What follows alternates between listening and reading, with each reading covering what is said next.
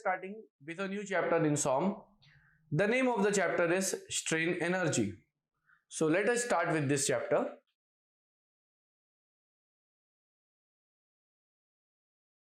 We are starting with this new topic. Now let us understand what is strain energy. Strain energy is the energy which is stored in any material when it is loaded. It means when we are loading, we are applying a load on a material, that material will get deformed. And because of that deformation, there is some energy stored in that material. And the moment we remove the load, that material would be releasing its internal energy. It means, here I will write the definition of strain energy.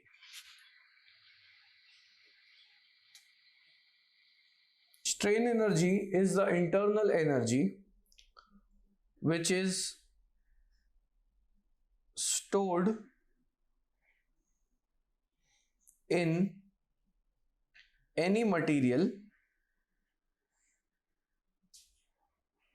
which is loaded within its elastic limit.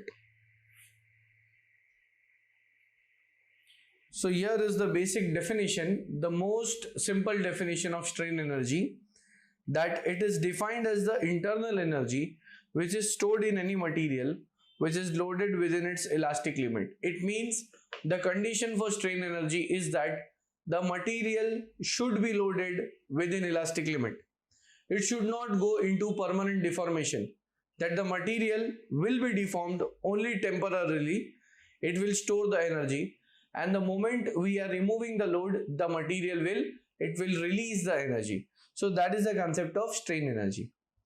Now, strain energy is also called as the work done by a loaded material. So here strain energy, we can also say that it is the work done by a loaded material. Next, it is also called as resilience. The other name for strain energy is resilience. And since we are talking about energy, the unit of strain energy is either it will be in terms of Newton meter or Newton centimeter, Newton mm, or kilonewton meter, kilonewton centimeter, or kilonewton mm.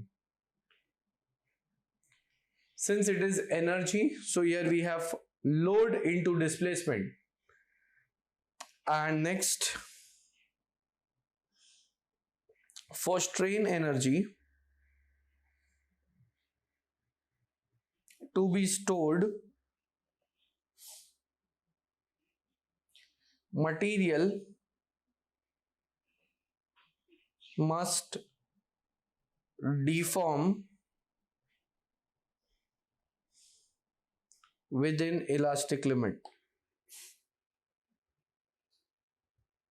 That is, for strain energy to take place, material should change its shape, and the change of shape should be within elastic limit. That is, it should not get permanently deformed. Next point, strain energy depends upon applied load. The amount of strain energy stored in any material depends upon the load which is applied.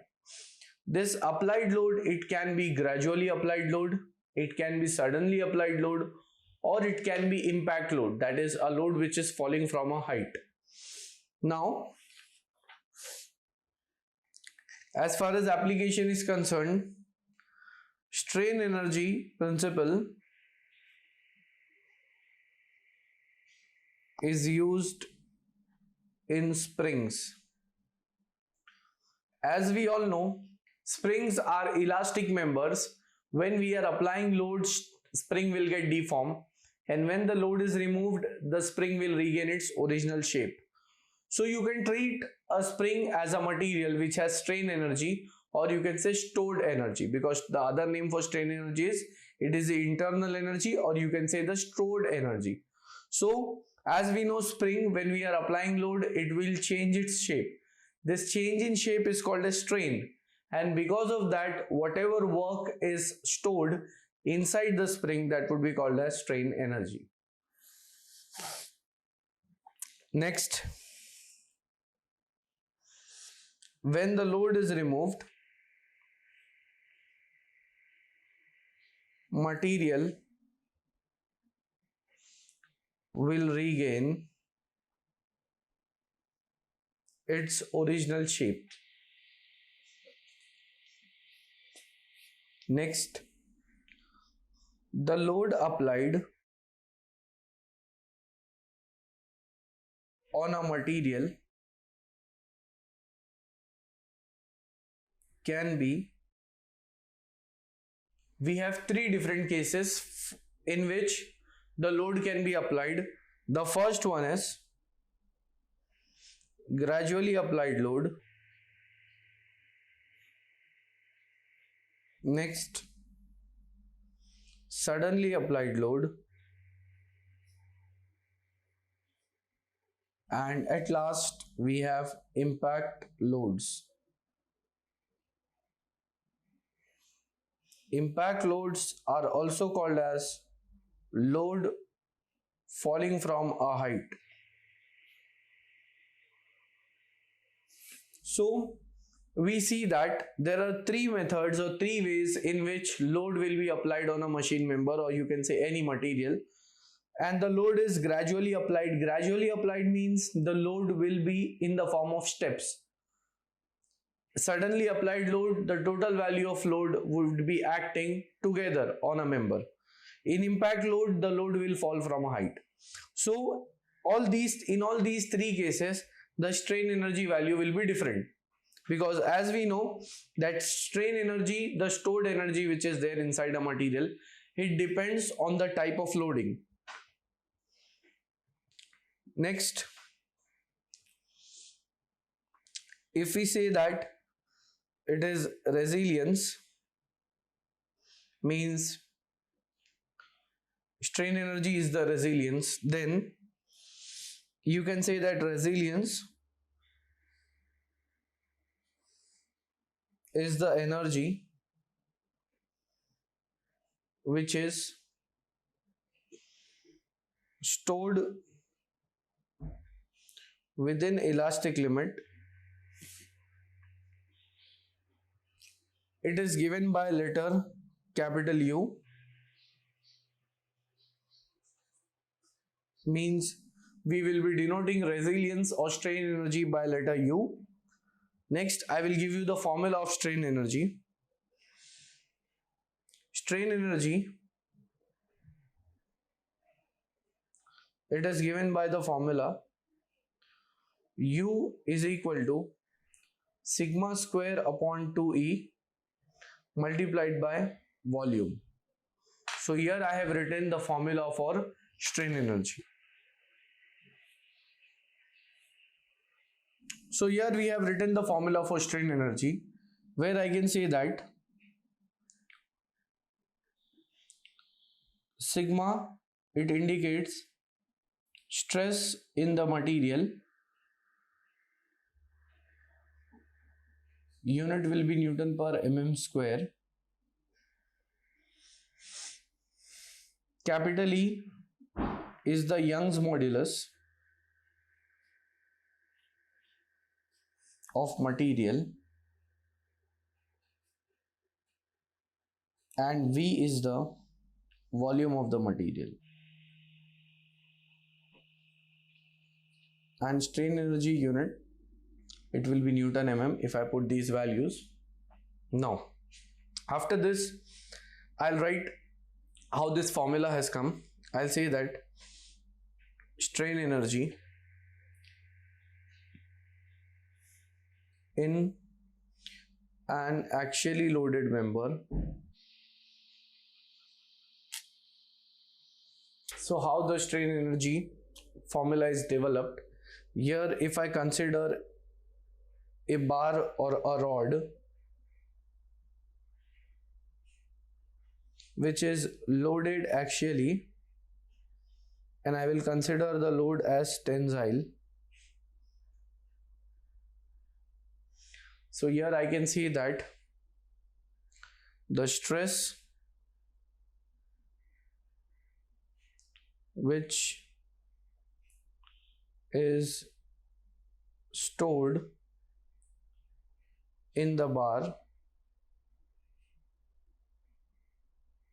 that is sigma is equal to P upon A, and this stress which is stored, I'll call this as, from this stress, because of this there will be strain energy, which I will denote it by letter capital U. Now when this member is loaded, we will be getting the behavior of this rod, and I'll plot it on a graph. On y-axis we would be having load, that is P, load. On x-axis we would be having the deflection. Deflection is delta L. Now the graph would be linear since I am considering the load to be gradual.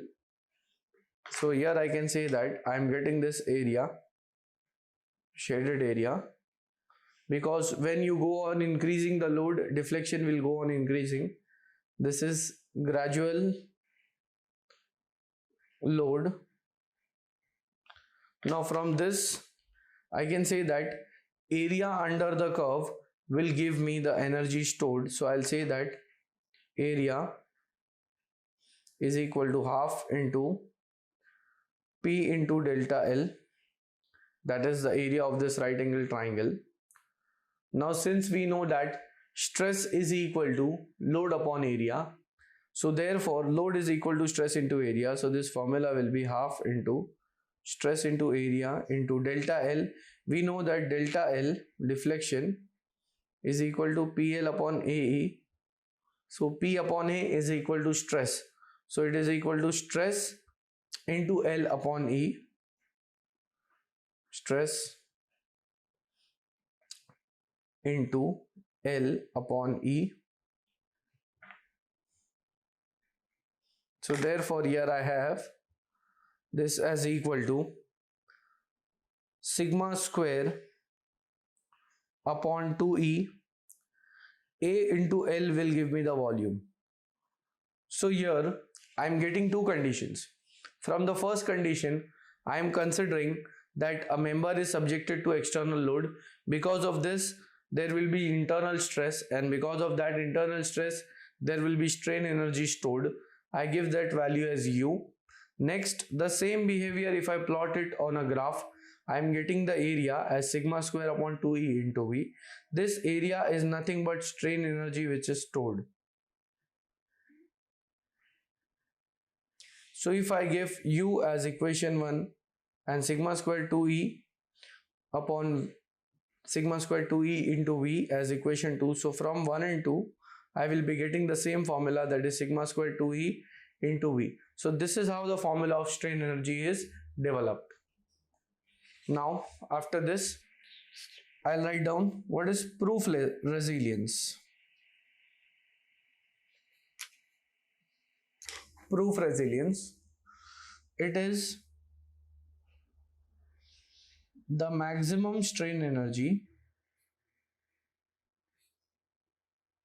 stored in a material. So in other words, proof resilience becomes maximum strain energy. and we can say that maximum strain energy will be given by, it is U max, which will be equal to sigma max square upon 2E into volume. So this is the formula for maximum strain energy. After this, I'll write another definition that is called as modulus of resilience. Modulus of resilience, it is defined as the strain energy per unit volume. Mathematically, it will be denoted by modulus of resilience is equal to, it is equal to strain energy per unit volume. We know that strain energy is sigma square upon 2E into V, and here we are dividing by volume. So the formula which I have of modulus of resilience, therefore I'll say mod of resilience, that will be equal to just sigma square upon 2E.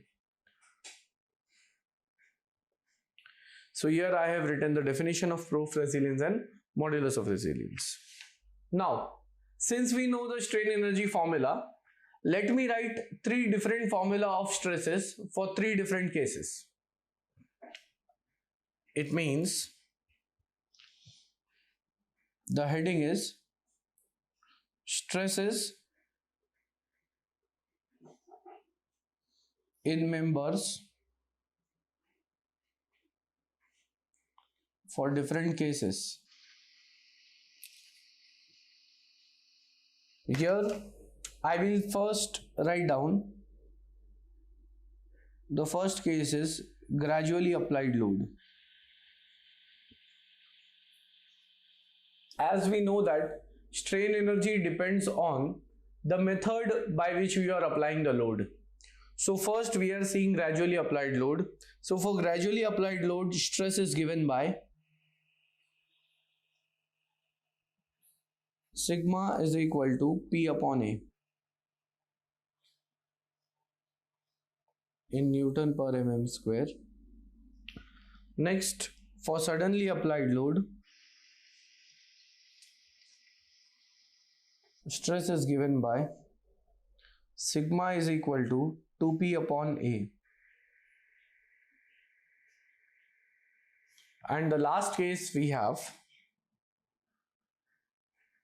that is for impact loads, that is load which is falling from a height. So for that, stress is given by sigma is equal to P upon A plus square root of P upon A whole square plus 2 EPH upon AL. So here I have the formula for impact load. For gradually applied load, we have stress as load upon area. We can illustrate this with a diagram.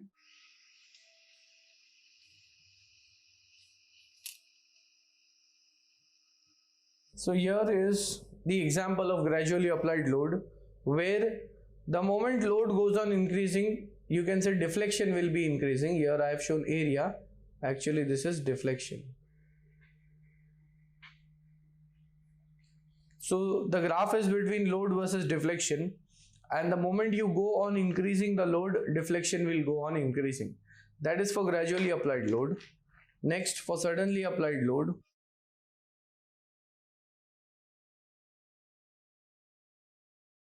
here as the load increases from 0 to a value suddenly, there is increase in deflection.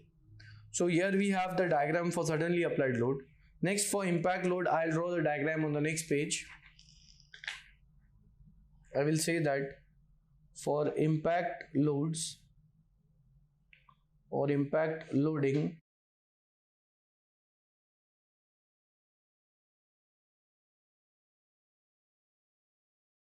for studying impact load. Here we have a diagram in which there is a rod and one end of the rod is fixed. To the other end we are attaching a collar. Now over this rod there is a weight which is placed. I will denote it by P. This P is at a distance of h from the collar, and the moment we are releasing this load, this weight will try to strike the collar and it will try to pull it. So because of this there is change in shape of the rod and strain energy will be stored in the rod. So here I will write the formula of strain energy as I have already written previously also. So strain energy for impact load, U, it will be equal to sigma square upon 2E multiplied by volume, and here stress for impact load is given by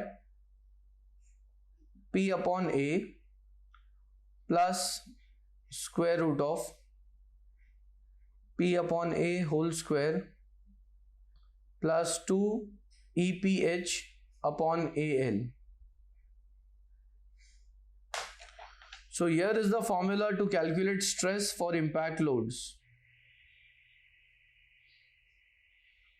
Once we know the value of load which is falling from a height, we know the area of the rod, Young's modulus for rod material. H is the height between the weight and the collar, area of the rod and length of this rod. Then we can easily calculate the value of stress, and once this value of stress is known, we can put it in the formula of strain energy and get the answer of energy which is stored in this rod. So like these concepts would be there in strain energy, and once we finish off the concepts we can easily start with the problems.